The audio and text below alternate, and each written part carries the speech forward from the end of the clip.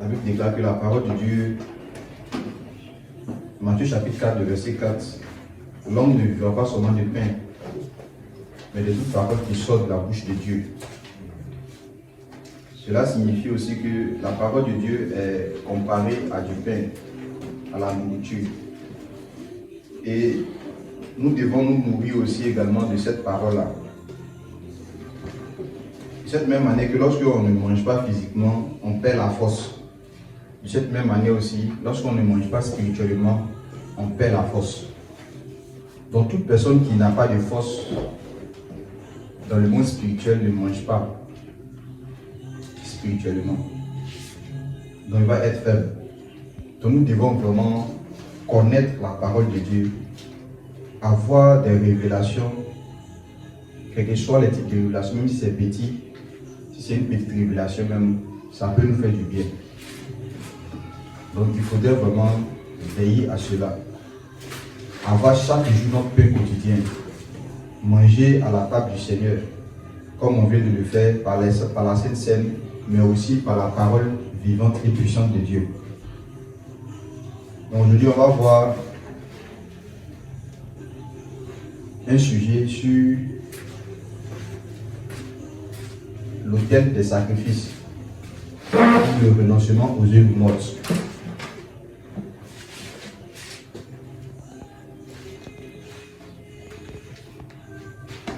Autel des sacrifices ou renoncement aux œuvres mortes.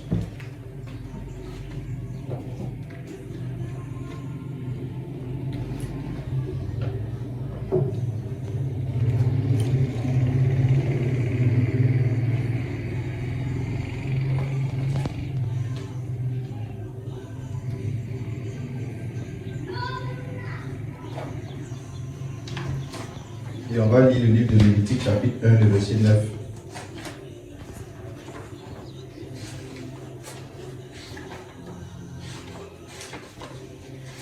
Le verset 13, donc je lis. La Bible déclare ceci.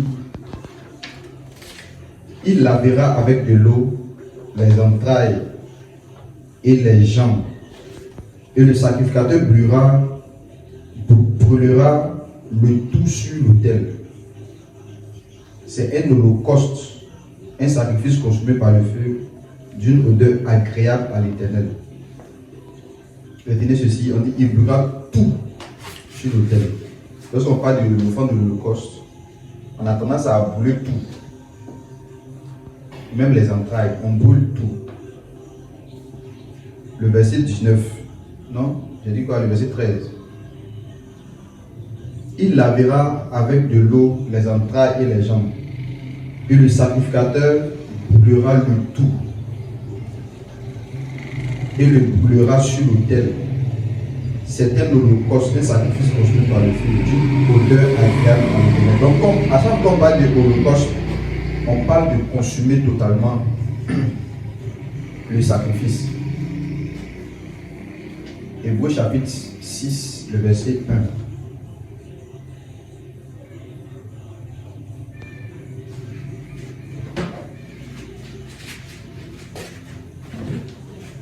C'est pourquoi, laissant les éléments de la parole de Christ, tendons à ce qui est parfait, sans poser de nouveau le fondement. Le mot fondement peut être remplacé par doctrine, du renoncement aux œuvres mortes. Donc, il y a les fondements de Christ, les doctrines que Christ a eu enseignées pendant qu'il était sur la terre. Il y avait ce qu'on appelle le renoncement aux œuvres mortes. On a vu la foi en Dieu, la doctrine des baptêmes.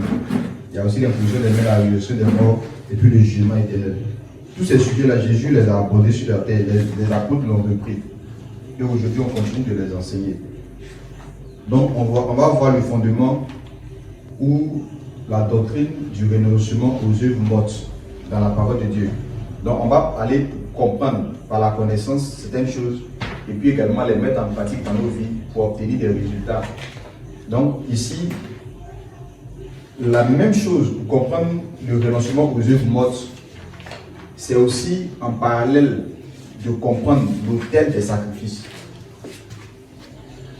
Quand tu comprends l'autel des sacrifices, et notamment le sacrifice de l'Holocauste, tu vas comprendre ce qu'on appelle le renoncement aux œuvres mortes. De cette même manière que dans l'autel des sacrifices, on a vu que dans l'Holocauste, on brûlait tout sur l'autel. C'est de cette même manière, dans le renoncement aux œuvres mortes, il faut que tu renonces à tout. Amen. Amen. On va voir dans Luc chapitre 14, le verset 26, quelque chose.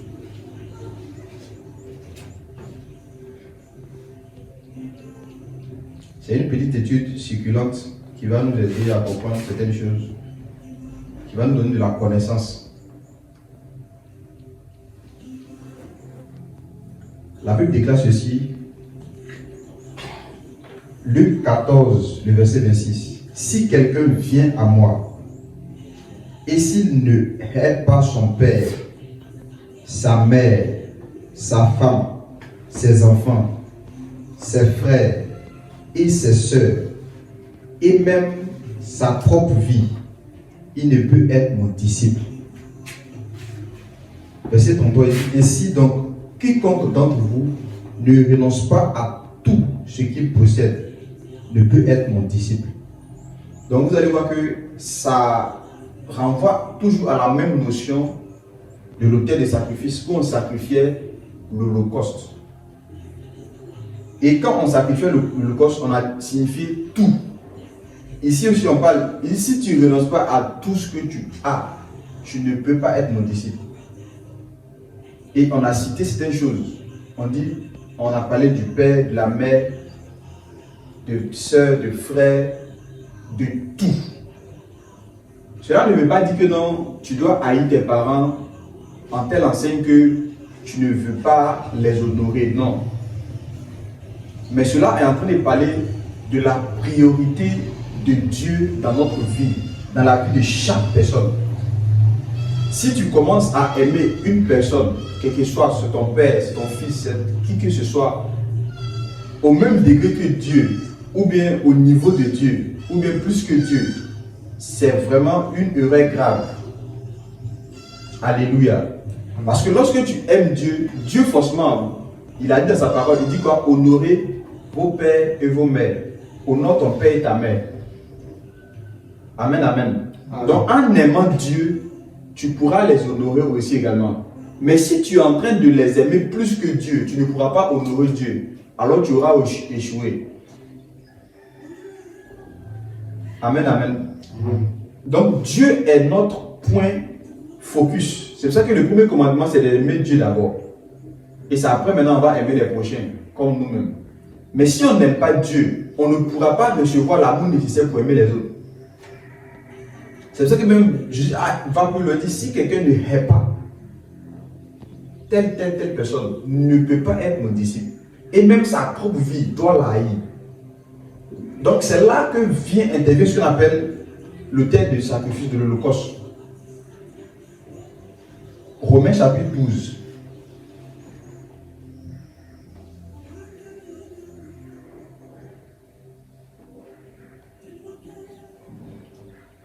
Le verset 1. Dit quoi? La Bible dit, je vous exhorte donc frères, par les compassions de Dieu, à offrir vos corps comme un sacrifice vivant, saint, agréable à Dieu, ce qui sera pour vous, pour votre part, un culte raisonnable. On dit quoi? On doit offrir nos corps comme un sacrifice vivant. Tant qu'une personne, un chrétien, n'offre pas tout ce qu'il a, même son corps, pour être un sacrifice vivant, pour être un holocauste pour le Seigneur, il ne pourra pas être agréable au Seigneur. Je dis, tu ne peux pas être mon disciple. Il faut que dans ton esprit, dans ton âme, tu puisses te forger une mentalité qui te permet de pouvoir mettre Dieu au premier rang. Imagine que un de tes parents te donne un conseil pour dire que va pécher par exemple.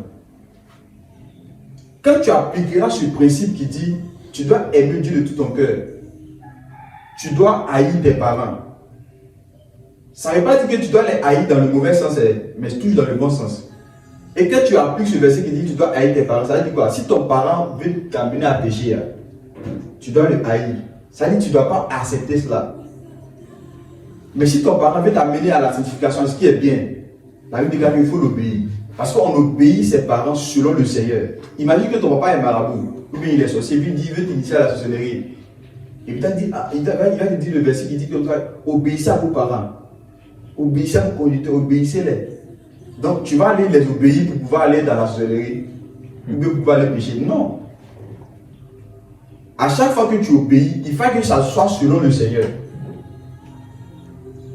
Amen, amen. Donc voici comment on doit comprendre ce verset. Lorsqu'on parle de haïr ses parents, ce n'est pas dans le sens de les haïr comme cela, sans cause, non. Mais c'est de ne pas les obéir lorsqu'ils nous amènent à pécher. Alléluia. Parce que c'est ce qui sera pour vous, votre salut. Si vous partez obéir dans le péché, ça ne va pas vous aider. Donc c'est là qu'intervient ce qu'on appelle l'autel de l'Holocauste. Lorsque vous prenez le tabernacle, lorsque vous franchissez le premier rideau, lorsque vous rentrez par le parvis, vous croisez devant vous ce qu'on appelle l'autel de l'Holocauste, ou bien l'autel des sacrifices. Et l'autel qui est là, ça vient pour tuer. Lorsqu'on amène l'animal là, c'est pour le tuer, c'est pas pour le caresser. C'est pourquoi lorsque tu rentres dans la vie chrétienne, c'est pourquoi aussi même, lorsqu'on a lu dans les fondements ou dans les doctrines, la première doctrine qu'on a citée là, c'est quoi? Renoncement aux œuvres mortes. Ça veut dire quoi? Lorsque tu rentres dans le salut, lorsque tu passes par la porte qui est Jésus, lorsque tu veux rentrer dans le tabernacle, quand tu rentres dans le tabernacle, la première épreuve là, tu dois passer par quoi? L'autel de l'Holocauste, l'autel des sacrifices. Et là, tu dois brûler tout. Tu dois renoncer à toi-même. Tu dois renoncer à tes parents. Tu dois renoncer à tout ce que tu as, à tout ce que tu es. Et quand tu finis de faire cela, tu pourras maintenant avancer. Parce qu'il y a beaucoup d'autres niveaux où tu dois aller. Amen, amen. Mais si ce niveau-là, si tu ne dépasses pas, tu ne pourras pas aller devant. C'est pourquoi Jésus, quand il a commencé à prêcher, il a dit quoi? Répentez-vous. Quand le royaume de Dieu est proche. Dans la repentance, le mot repentance veut parler d'un renouvellement d'intelligence. Métanoïa. Il faut que ton intelligence soit renouvelée. Et dans le renouvellement de l'intelligence là, il y a beaucoup de choses. C'est de pouvoir mettre Dieu au premier plan. Avant, on ne pensait pas que Dieu devait être au premier plan. On voyait seulement notre propre vie. On regardait la vie de nos enfants. On regarde la vie de temps. Mais quand on rentre dans le Seigneur, il faut que Dieu soit au premier plan. Il faut que Dieu soit lui qui est au-dessus de tout. Et à cause de cela, on peut même, comme Abraham, offrir ce qui est plus cher à notre Dieu. Dieu a vu que dans sa relation avec Abraham, depuis qu'Abraham a eu son fils Isaac, Abraham était en train d'aimer Isaac plus que lui. Il dit, ok, comme c'est lui que tu aimes là, voici ce que tu vas faire. Tu dois le donner en sacrifice. Pour moi. Amen. Et qu'est-ce qu'Abraham a fait? Est-ce qu'Abraham n'a pas obéi? Abraham a obéi au Seigneur. Donc, quand tu vas regarder d'un point humain, tu as dit qu'Abraham a haï son fils. Parce que si quelqu'un n'aime pas son fils, il ne peut pas être maudit. Mais c'est une haine qui est amour en fait. C'est pour ça qu'une fois j'ai dit ici, l'amour de Dieu là, la haine de Dieu est plus amour que l'amour des hommes. Si un homme te dit il t'aime là, et puis Dieu vient te dire je te hais, je t'assure, l'amour des hommes là, ça va te tuer. Mais la haine de Dieu, ça va te sauver. On dit Dieu a haï qui? Ésaü, mais il a aimé Jacob. Mais quand vous étudiez, vous allez voir que entre les deux là, si on veut regarder en termes de bénédiction, lui qui était riche, c'est Ésaü. Malgré que Dieu l'a haï. Il y a quelqu'un que Dieu a haï. Il y a comment il était riche. À tel enseigne que quand Jacob est venu, il voulait lui donner encore des offrandes à son frère. Son frère dit non, que je suis complet. Amen, amen. Amen. Dieu même a dit que si je t'aime là, je vais te châtier. Donc parfois on peut regarder certaines choses qui arrivent dans notre vie et puis on va dire que non, Dieu ne nous aime pas. Non. Regardez quelque chose sur ce que Abraham a eu à faire. Regardez ce que Abraham a eu à faire. Abraham a donné ce qu'il avait de meilleur. Abraham a donné ce qu'il aimait. De cette même manière, regardez Dieu aussi. Cette loi s'applique à Dieu. Le fait de haïr même son enfant. Dans son plan déjà, il a déjà placé cela. Et comme il avait un fils, Jésus, il devait le haïr pour nous. Mais ce n'est pas une haine en tant que telle.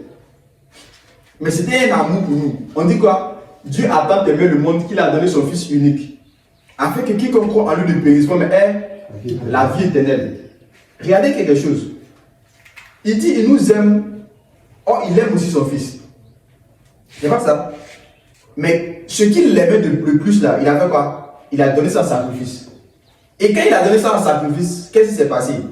Il a sauvé tout le monde par cela. En d'autres termes, dans la loi de renoncement aux œuvres mortes, ou bien dans la doctrine de renoncement aux œuvres mortes, ce que tu aimes le plus, ce que tu donnes à Dieu, ça va faire que non, tu vas sauver plus de personnes. Ça va devenir quelque chose de bien, de meilleur après. Parce que si tu laisses ces choses-là envahir ton cœur, tu vas voir que tu vas te fermer dans plusieurs côtés, sur plusieurs choses. C'est pourquoi lorsque on est chrétien et qu'on ne traite pas certaines choses comme ça, arrivé dans notre vie chrétienne, il y a des difficultés qui nous attrapent devant. Notre vie n'a plus de sens après. Parce qu'on voit que la chose qu'on a beaucoup aimée est en train de nous tuer aujourd'hui. Alléluia. Donc il faille que forcément on passe sur l'autel des sacrifices. Il y a certaines choses que tu aimais dans ta vie avant de venir au Seigneur. Tu dois te repentir de ces choses-là. Ça veut dire que tu dois changer ta mentalité sur cela. Ta manière de voir là, tu dois changer cela. Dieu veut que tu puisses offrir cela en sacrifice. Parce que tu ne pourras pas rentrer dans le lieu saint permanemment. Parce que lorsque nous sommes sauvés, lorsqu'on accepte Jésus, la première des choses qui subit toutes ces étapes-là, c'est notre esprit d'abord. C'est pourquoi, quand tu es sauvé, ce que Dieu veut rechercher d'abord pour sauver, c'est ton esprit. Il prend ton esprit au fait, et puis il fait traverser le tabernacle. Ton esprit traverse le tabernacle, et puis ça va s'arrêter au lieu très saint. Et quand ton esprit est là-bas maintenant, ton esprit va commencer à attirer ton âme. Ton âme aussi doit traverser pour aller jusqu'au lieu très saint. Et tout ça, ça passe des niveaux de mort. Tu dois renoncer à toi, tu dois faire mourir ces choses-là. Donc, quand tu acceptes Jésus, qu'est-ce qui se passe? Ton esprit renonce à beaucoup de choses. Est délivré du péché, est délivré de tout. Des liens, est délivré de toutes ces choses-là. Et ton esprit, ça va dans le lieu très saint. Et après cela maintenant, il y a ton âme maintenant. Donc ton esprit va commencer à attirer ton âme. Et tu vas voir maintenant que là maintenant, ton âme aussi doit passer sur l'autel de l'Holocauste. Et quand ton âme va passer là-bas, va aller jusqu'à aller dans le lieu très saint aussi également. Il y a beaucoup de niveaux. Et après cela encore, il y aura ton corps qui doit traverser aussi. Et c'est ça qu'on appelle parfois la mort aussi, physique même. Et parfois quand tu meurs physiquement, tu vas aussi rejoindre tous ces autres éléments qui ont pu traverser. C'est pourquoi vous allez voir que même lorsque Christ va revenir, ceux qui seront sur la terre, qui ne vont pas mourir, ils vont subir une transformation. En d'autres termes, Dieu va détruire leur corps qui est là. Les corps physiques seront détruits d'une certaine manière. Et ça va être changé au fait pour créer une autre personnalité. Alléluia. Donc pendant que nous sommes sur la terre actuellement, notre esprit est déjà sauvé. Notre esprit a déjà traversé toutes ces étapes-là. Il reste notre âme qui résiste encore, qui est encore charnelle, que nous devons crucifier, que nous devons faire passer par le feu. Nous devons faire passer par l'Holocauste. Et cela n'est pas facile. Et parfois ça demande des temps, des jours, des années. Mais il ne faudrait pas qu'on abandonne.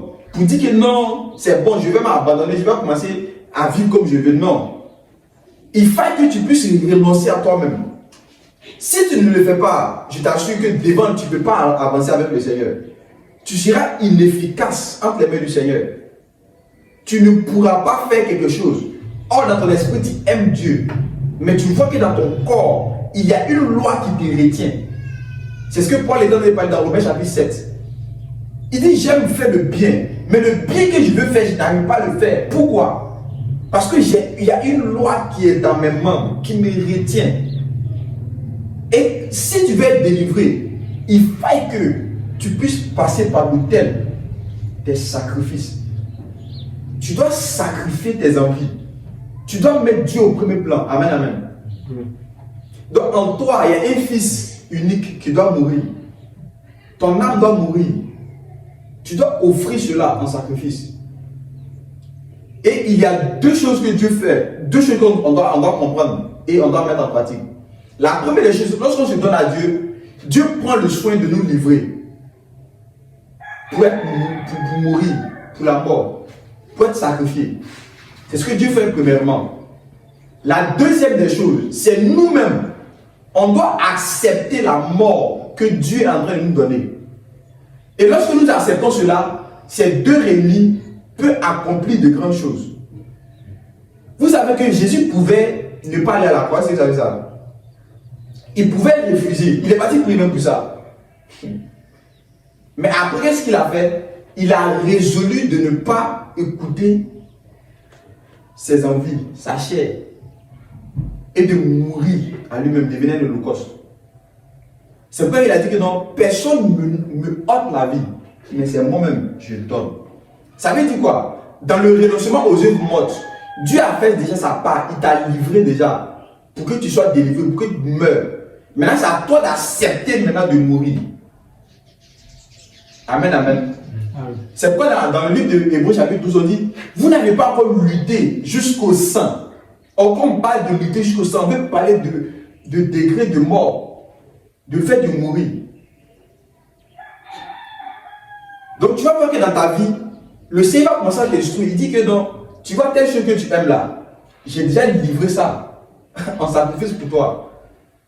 Maintenant, c'est à toi d'accepter du oui, Seigneur, j'obéis. Si tu n'acceptes pas, tant que tu n'as pas accepté, il y aura toujours ces luttes là. L'autre qui va te tirer à gauche, l'autre qui va te tirer à droite. L'autre qui va te tirer à gauche, l'autre qui va te tirer à droite. Alléluia. On va lire une promesse que le Seigneur a faite à ceux qui vont vaincre. Apocalypse chapitre 3, le verset 21.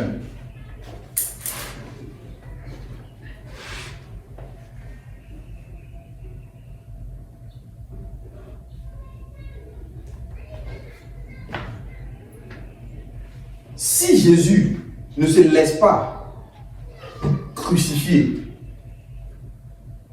il ne pourra pas aller au ciel. Il ne pourra pas monter dans les hauteurs. Parce que celui qui doit monter doit descendre. Amen, amen. Celui qui doit monter doit descendre. Celui qui doit vivre doit mourir. Mais si tu veux monter, tu descendras. Si tu veux vivre, tu vas mourir. Donc il faut faire l'inverse. Il faut descendre et puis Dieu te fait monter. Il faut mourir pour que Dieu puisse te faire vivre. Mais si tu fais le contraire, c'est le contraire qui va t'arriver. C'est pourquoi il a dit que non, ceux qui meurent maintenant dans le Seigneur là, ils ne vont pas mourir la seconde mort. Donc il y a des gens qui veulent vivre comme ça la vie. Ils veulent aimer la vie. Que c'est-il à un homme de gagner le monde s'il perdait son âme? Donc il veut gagner la vie, il veut gagner la vie, il veut vivre comme on le dit. Mais après cela, tu vas aller mourir maintenant. C'est pas mieux de mourir maintenant et puis de vivre après demain. Amen, amen. Regardez quelque chose. La Bible déclare ceci. Le verset 21. Apocalypse chapitre 3. Celui qui vaincra, je le ferai asseoir avec moi sur mon trône. Comme moi j'ai vaincu et je me suis assis avec mon Père sur son trône. Ici, je ne sais pas du trône. À chaque fois que vous voyez le mot trône, c'est qu'il y a un autel quelque part. C'est pourquoi quand on dit l'agneau de Dieu était immolé, on voyait un agneau sur le trône. Et puis on dit qu'il était immolé encore. Ça veut dire que le trône était comme un autel où il y avait un sacrifice qui était vivant, qui était là. Mais vous allez voir qu'avant que Jésus ne dise cette promesse, ceux qui vont vaincre, je vais les faire asseoir sur mon trône. Il dit quelque chose d'extraordinaire en haut. Il parle des personnes qui sont tièdes et puis des personnes qui sont froides et aussi chaudes.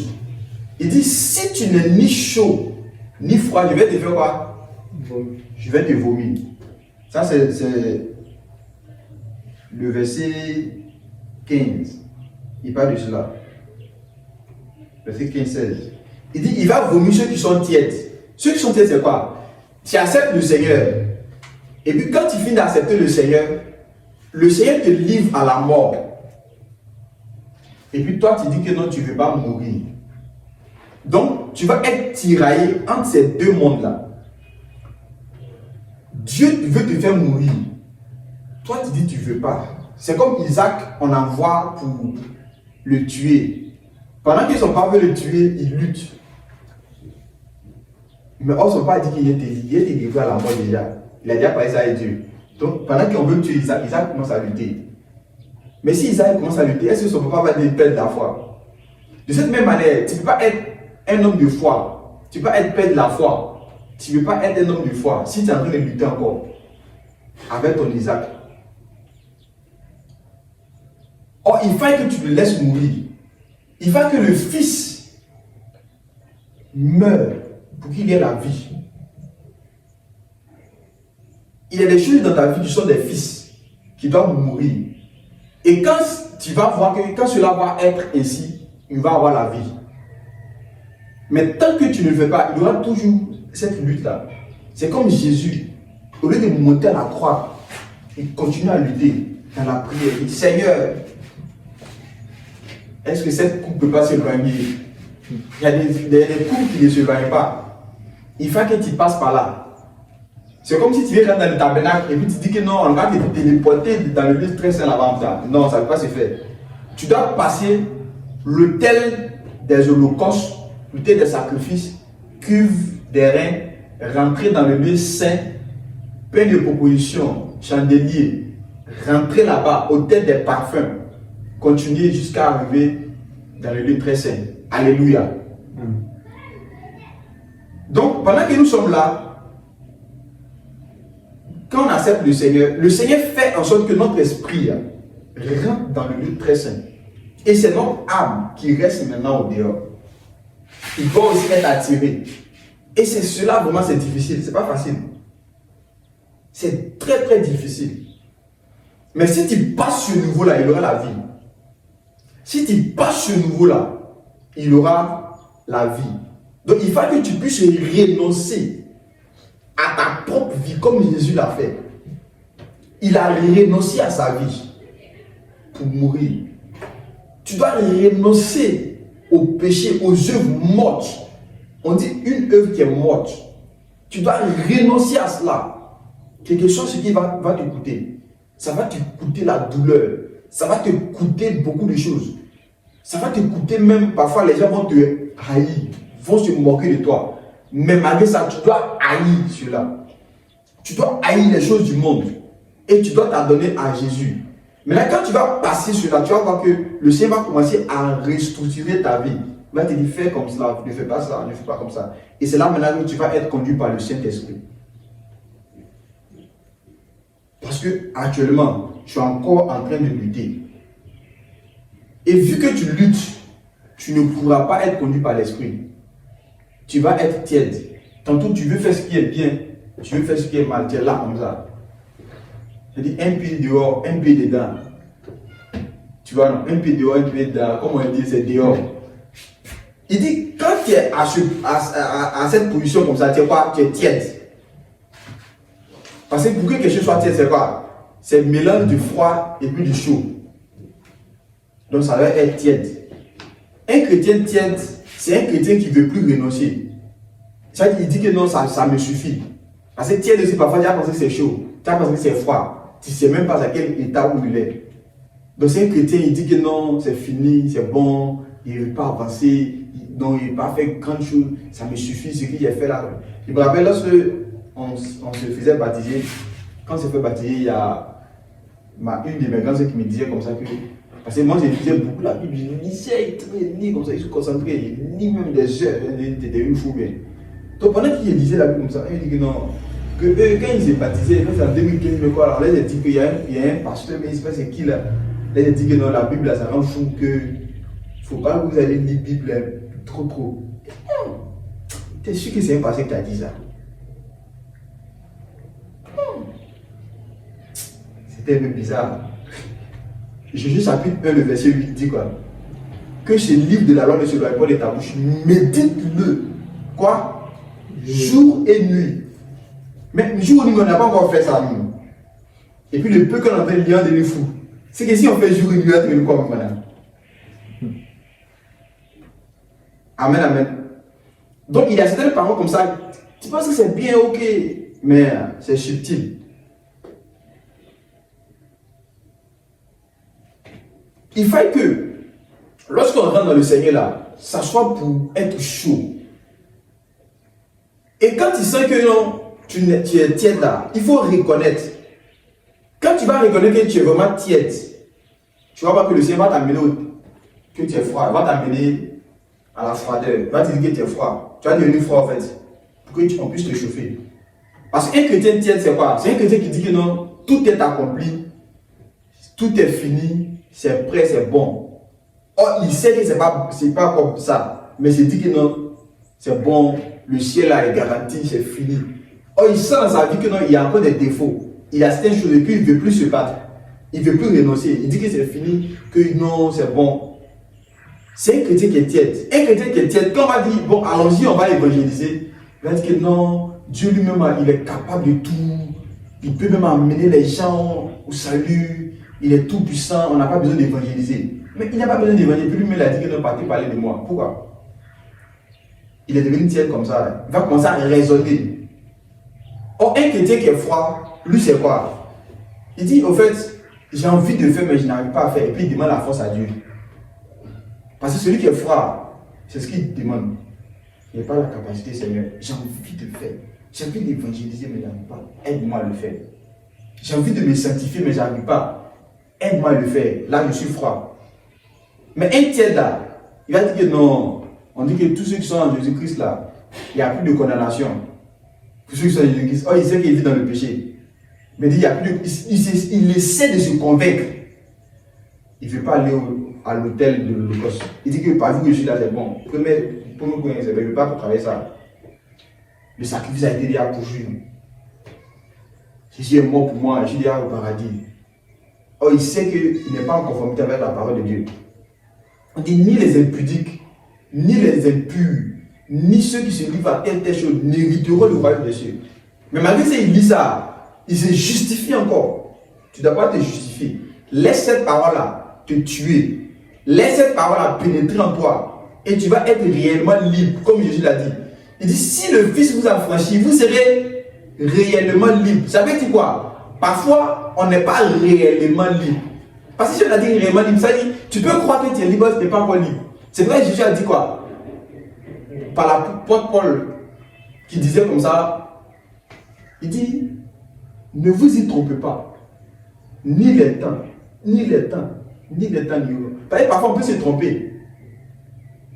Je vous assure, c'est à celui qui vaincra, qui héritera la vie. À celui qui vaincra, qui s'achèvera. À celui qui vaincra. Pourquoi? Parce que lorsque notre esprit déjà est dans le lieu très saint, je vous assure, le corps va suivre. Là où est le Seigneur, là où sera son serviteur. Ton âme est le serviteur de ton esprit. Et là où ton esprit est là, ton corps va suivre. C'est pourquoi quand tu acceptes Jésus-Christ là, je vous assure, si vous n'abandonnez pas, si vous continuez à renoncer à vous-même, vous allez rejoindre votre esprit. Vous allez être saint. Je vous assure. Mais le fait, quand on regarde certaines choses, on dit que non, j'ai trop lutté. Ça fait des années, je lutte, j'arrive pas, j'ai abandonné. Non. Cela ne doit pas être dans ton langage. Il faut que tu luttes jusqu'au sang. Il faut que tu cherches jusqu'à ce que, tant que tu n'as pas encore trouvé, tu dois toujours chercher. C'est en cela que tu vas être libre. C'est en cela que tu vas vraiment être libre. Alléluia. Même jusqu'à ton dernier souffle en train de mourir, ton but c'est d'être saint. Ton but c'est être comme Dieu. Ton but c'est être comme ce que Jésus a dit. Ton but c'est ça. Je vous assure, même dans ta mort là, tu vas devenir ça avant de mourir. Parce que ton cœur est resté toujours attaché à cela. Tu veux mourir pour le Seigneur. Tu veux faire mourir le péché. Tu veux faire mourir les œuvres mortes. Tu n'as pas abandonné la course. Tu as gardé la foi. Malgré que tu ne voyais pas les choses, mais tu espérais toujours. Alléluia. Mais si tu abandonnes maintenant, tu dis que non, la vie chrétienne, c'est ce qu'on dit là, c'est vrai même. Non, nous sommes les pécheurs. Non, il n'est pas vu dans la santé que non. Est-ce que les pasteurs ne mentent pas même? Et quand tu commences à te dire c'est un jeu, quand tu deviens tiède, oh le Seigneur a dit quoi? Je vais vomir. Ta foi est où? Tu ne crois plus que Dieu est capable de décaler dans la sanctification. Tu ne crois plus à cela. Tu ne crois plus que tout est possible à celui qui croit. Tu ne crois plus. Ta foi est où? C'est pourquoi Jésus a dit que, est-ce que lorsque je vais revenir sur la terre, trouverai-je encore la foi? Est-ce que je vais trouver encore les hommes qui auront la foi? Si aujourd'hui Jésus revient tout à l'heure, est-ce qu'il va trouver la foi en toi? Est-ce que tu crois? Est-ce que tu as la foi encore? Est-ce que Jésus va trouver la foi? Alléluia.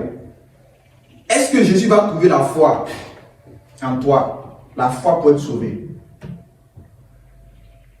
Alors il faut garder la foi et accepte, comme Jésus, d'aller à la croix. Il dit, si vous voulez me suivre, que chacun porte sa croix, non? Et me suit. Vous pensez que quand on porte la croix, pour suivre Jésus là, c'est de marcher seulement puis la croix sur toi vraiment. Le but de la croix, c'est d'aller mourir. On ne porte pas la croix pour porter la croix. On porte la croix pour aller mourir. Quand Jésus a porté la croix physiquement, qu'est-ce qui s'est passé? Il est parti mourir. Et vous devez comprendre que dans la vie de chaque personne, il y a comme une croix qui est là, qui peut être symbole du mal ou du péché. Parce que dans l'Antiquité, il y avait des symboles qu'on utilisait pour emprisonner les âmes de leurs victimes. On peut faire des symboles. Et puis quand on te tue dessus, ton âme va aller servir dans le royaume des ténèbres, quelque part. Donc il y avait ce qu'on appelle comme des pentacles. On peut dessiner un cercle comme ça, et puis on fait un triangle dedans. Et puis on fait coucher quelqu'un, et puis on le sacrifie. Pour invoquer des démons, pour invoquer des choses comme ça. Et quand on le fait ainsi, quand toi tu meurs, ton âme va aller être tourmentée quelque part. C'est-à-dire qu'on va t'emprisonner, on va te rendre ça devient un serviteur en fait. Donc, il y a beaucoup de types de pentacles comme ça qu'on créait et on faisait des sacrifices humains pour dédier des personnes à des divinités, pour tuer, pour invoquer beaucoup de choses comme ça. Maintenant, la croix aussi également en faisait partie aussi. Quand tu mourais sur la croix, tu rentrais dans le monde des ténèbres pour aller servir. C'était un dessin, un pentacle. Tu pouvais aller servir. Amen, amen. Mais Jésus, il a décidé de prendre sa croix. Chaque péché, si tu meurs dans cela, ça va t'emmener dans un monde quelque part pour aller servir, pour aller souffrir. Je vous assure. Donc il faut que ce péché-là soit ta croix. Il faut crucifier, il faut te crucifier, il faut mourir à cela. Si tu ne mets pas cela, ça va devenir quelque chose de négatif pour toi. Quand Jésus portait sa croix, il savait que quand tu portes ta croix là, on va aller, si tu meurs sur la croix, c'est pour aller te faire subir quelque chose là-bas. C'est pour ça que quand Jésus est mort, qu'est-ce qui s'est passé? Il est allé aux enfers. Jésus ne pouvait pas aller au ciel comme ça, non. Parce que, en fait, la mort ou la croix, ça symbolise quelque chose de Dieu. Donc, il est descendu. Il est allé aux enfers. Et c'est là-bas qu'il a vécu. Et il a pris quoi? Les clés de la mort et du séjour des morts. Et puis il est sorti vainqueur. Il est sorti et puis il est parti au ciel. C'est de cette même manière, chaque péché va, au fait, t'asservir dans le monde spirituel des ténèbres. Donne un privilège au diable, au Satan, de pouvoir t'affaiblir. À tout ce qui est bizarre de pouvoir t'affaiblir, je vous assure. C'est un peu comme la croix aussi, c'est la même chose. C'est quelque chose qui tue, qui profite de ton énergie, qui tire ta substance, qui prend ta vie pour faire autre chose. Parce que les Romains, ils avaient beaucoup de pratiques comme ça. Les Grecs, ils avaient beaucoup de théories comme ça. On ne tue pas les gens comme ça sur base de rien. Tout ce qu'on te fait physiquement, ça va servir à une cause qui est spirituelle. À invoquer des divinités, à faire beaucoup de choses comme ça. Donc ils savaient que quand on tuait les gens sur la croix là, ils savaient ce qu'ils faisaient avec.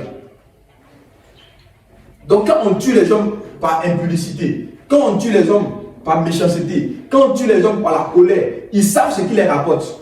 C'est de cette même manière, pendant que tu es sur la terre ici là, il faut que tu portes ta croix. Ce qui te fatigue là, il faut que tu puisses faire mourir cela. Avant que cela ne profite à l'ennemi. Si tu meurs dedans, c'est pas bon. Alléluia.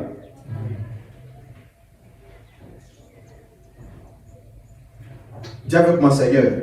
Seigneur, Aide-moi aide-moi à crucifier à crucifier ma chair. ma chair. Aide-moi à crucifier Aide-moi à crucifier ma chair. ma chair. Alléluia. Il faut que tu renonces. Il ne faut jamais abandonner de renoncer. Renonçons au péché. Renonçons. Chaque jour, renonçons. Même lorsqu'on va penser qu'on a tout renoncé, quand il y aura quelque chose qui va venir, renonce toujours. Ne t'arrête pas de renoncer. Alléluia. Tu vas te lever, on va prier le Seigneur.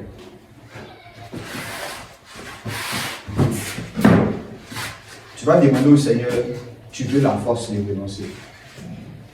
Quand Jésus a prié, il a renoncé à sa chair. Et la Bible déclare qu'il y avait un homme qui avait le fortifié, qui lui a donné la force. Et il est parti, il a porté sa croix jusqu'à aller être crucifié. On ne porte pas la croix pour porter la croix pour passer, non. On porte la croix pour aller mourir. Et aujourd'hui, tu vas porter ton péché pour aller mourir. Tu vas porter tout ce qui t'empêche de pouvoir vraiment manifester la vie. Pour aller faire mourir. C'est une des doctrines que Jésus a eu enseignées. Il dit, si tu n'irais pas tant, même ta propre vie, tu ne pourras pas être mort ici. Il dit, si ton œil est une occasion de chute, arrache ton bras, tout. Tu vas prier le Seigneur. Dis, demande la force au Seigneur ce matin. Seigneur, je te prie, éternel Dieu, je suis faible. Je suis faible, éternel Dieu. Père, ma chair faible. Tout ce qui est en moi est faible. J'ai besoin de ta force, éternel Dieu. Afin de renoncer aux œuvres du péché. Afin de renoncer aux œuvres de la pénition. Afin de renoncer aux œuvres d'iniquité. Père, donne-moi la force. Donne-moi la capacité qu'il faut, éternel Dieu. Donne-moi tous les armes qu'il faut, éternel Dieu. Afin de combattre, éternel Dieu. Tout ce qui m'empêche, éternel Dieu, de marcher selon ta parole. De baigner dans tes œuvres. Seigneur, j'ai besoin de ta force. J'ai besoin de ton casque. J'ai besoin, éternel Dieu, bouclier. Oh, j'ai besoin de ton épée aussi, Seigneur. De tous ces armes. Le cas du salut, éternel Dieu. Afin de renoncer aux œuvres du péché. Père, j'ai besoin de toi. J'ai besoin de ta force. J'ai besoin de ta grâce. Je suis ton sacrifice. J'ai besoin de toi. Fais descendre, éternel Dieu, ta force sur ma vie, éternel Dieu. Je vais révertir, éternel Dieu, de ta force, éternel Dieu, afin de renoncer à tout ce que ne confesse pas ton nom dans ma vie. Père, fais-moi marcher selon ton commandement. Fais-moi marcher selon ton commandement. Fais-moi, éternel Dieu. Fais-moi, éternel Dieu. Fais-moi, éternel Dieu. Fais-moi marcher sur les bonnes œuvres, éternel Dieu. Oh, éternel Dieu Tout-Puissant. Merci, Seigneur. Merci, Jésus. Alléluia. Il faut que toi-même tu acceptes d'aller. Dieu avait déjà sacrifié Jésus. La Bible déclare que avant la fondation du monde, il y avait un agneau qui était déjà mort, était déjà sacrifié. Et lorsqu'on parle même de l'autel, on veut parler de sacrifice, d'offrir un sacrifice. Monter sur l'autel de l'Holocauste ou l'autel des sacrifices, c'est de s'offrir soi-même. Parce que Dieu a déjà prouvé. Il s'est déjà sacrifié. Quand Jésus mourait, Jésus montait au ciel, notre esprit est déjà allé avec lui. On est déjà un avec le Seigneur. Mais maintenant, il reste une partie de nous où il y a notre volonté, c'est dans notre âme, qui doit s'associer aussi également. C'est pourquoi dans Hébreux chapitre 9, la Bible déclare ceci. Hébreux chapitre 9, le verset 14. La Bible déclare, on dit combien plus le sang de Christ, qui par un esprit éternel s'est offert lui-même. Il dit s'est offert lui-même. Il s'est offert lui-même sans tâche à Dieu. Il s'est offert lui-même à Dieu. On ne s'offre pas pour le diable, non. C'est à Dieu qu'on s'offre. Parce que lui-même, il nous a déjà donné. Il nous a déjà donné. Il l'a donné. Toi-même, il t'a donné aussi. Et il faut que maintenant, tu acceptes. Tu dis oui. Je veux, Seigneur. Je veux Jésus. Je veux mourir. Parce que si tu n'acceptes pas que tu veux mourir, tu ne mourras pas. Il faut que tu acceptes aussi de mourir comme Dieu t'a déjà sacrifié. Tu acceptes aussi de te sacrifier. Jésus a appris qu'il a été déjà immolé. Mais il vient lui-même. Et puis ça se fait tuer. Il dit Seigneur, non pas ma volonté, mais que ta volonté. Or la volonté du Père est que l'agneau soit sacrifié. De cette même manière, le Seigneur veut que tu sois sacrifié. Il veut que tu meurs à toi-même, tu meurs au péché. Et que rien du diable soit en toi. Parce que toutes sortes de péchés, le diable récupère cela pour nuire à nos vies, pour nous dominer d'une manière ou d'une autre, pour servir à sa cause. Comme je l'ai dit, la croix, c'est quelque chose qui servait au diable, qui servait à l'ennemi, qui servait à invoquer des démons, qui servait à invoquer des dieux, qui servait à invoquer des choses. Donc de cette même manière, quand tu es dans un péché, le diable peut utiliser ça pour invoquer des choses. Donc tu dois renoncer, tu dois dire Seigneur, je veux mourir à cela, afin que tu sois la vie, tu puisses procréer la vie, tu puisses libérer la puissance, l'onction de Dieu. Tu vas prier et tu vas toi-même dire Seigneur, je m'offre comme Jésus s'est offert, je m'offre à toi, je m'offre comme un sacrifice. Brise-moi, Seigneur, je veux comme Isaac devant Abraham, comme Isaac devant Abraham. Prions le Seigneur. Seigneur, je m'abandonne entre tes mains. Je m'abandonne entre tes mains, Seigneur. Seigneur, je m'abandonne entre tes mains. Je m'offre à toi, éternel Dieu. Je m'offre à toi, éternel Dieu Tout-Puissant. Selon ta volonté, Seigneur. Oh, aide-moi à m'abandonner à toi selon ta volonté, Père. Donne-moi la volonté de m'abandonner à toi, Père. Donne-moi la force de m'abandonner à toi, Seigneur. Oh, éternel Dieu, la volonté, je m'abandonne à toi, je m'abandonne entre tes mains, Seigneur Jésus-Christ. Je m'abandonne entre tes mains. Je m'abandonne entre tes mains, Seigneur Jésus. Oh, je veux m'abandonner entre tes mains. Mon esprit, mon âme, mon corps, éternel Dieu. Je ne veux rien se faire sans toi, Seigneur. Je veux que cela se fasse selon ta volonté, éternel Dieu. Oh, éternel Dieu Tout-Puissant. Béni soit ton nom. Glorifie ton nom, Seigneur Jésus. Abandonne entre tes mains, Seigneur Jésus. Béni sois-tu, Seigneur. Béni sois-tu, Dieu de gloire. Merci Jésus. Merci, Seigneur Jésus-Christ. Alléluia. Amen. Une fois, il y a eu une vision.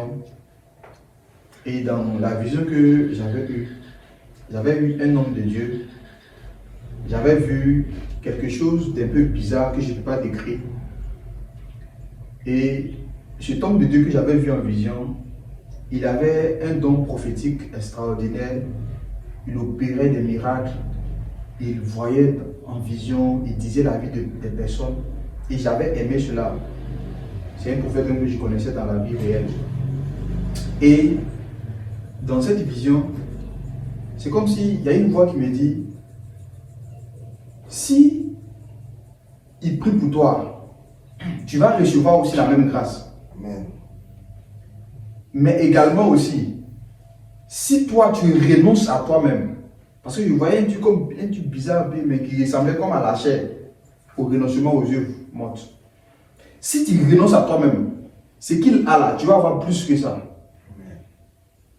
Et j'ai compris beaucoup de choses. Vous savez, on peut prier pour toi, on peut faire certaines choses, mais si toi-même tu n'es pas consacré au Seigneur, il y a certaines choses qui ne vont pas arriver comme Dieu voudrait. Il y a des puissances que tu peux manifester quand tu meurs à toi-même. Il y a des impositions des mains, ça ne peut pas régler certaines choses. Mais si toi tu meurs à toi-même, il y a des puissances, il y a une manifestation de Dieu en toi qui va être grande que lorsqu'un homme de Dieu va prier pour toi.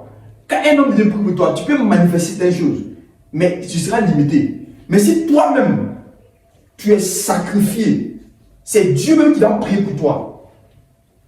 On ne néglige pas les prières des autres hommes de Dieu. Mais il y a une onction qui sort de toi-même. Quand c'est frais, quand c'est fraîche, l'onction fraîche là, c'est encore tangible, c'est encore puissante qu'une onction que tu reçois d'un homme de Dieu, je vous assure. Or, pour recevoir cette chose qui vient de Dieu comme ça, il faut que toi-même, tu meurs à toi-même. Et dans cette vision, je vous voyais comme ça. Et c'était difficile de mourir à soi. Amen, amen. Amen. Il faudrait que tu meurs à toi-même. Là où on s'en va, il faut que tu sois pleinement avec Dieu, le Seigneur. Ne pas appeler les gens toujours.